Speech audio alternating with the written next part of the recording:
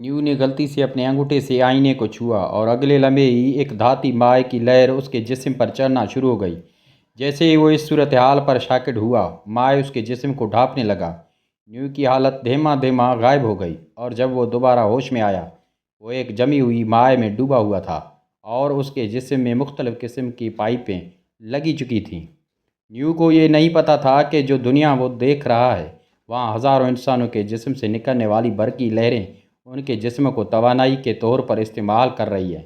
وہ دنیا دراصل ایک ایسی دنیا تھی جہاں انسانوں کو توانائی کے طور پر استعمال کیا جاتا تھا، اور جب کسی انسان کا جسم مر جاتا تھا تو اسے ہضم کرنے والے تالاب میں پھینک دیا جاتا تھا تاکہ اسے دوسرے انسانوں کے لیے کھانا اور توانائی بنائی جا سکے۔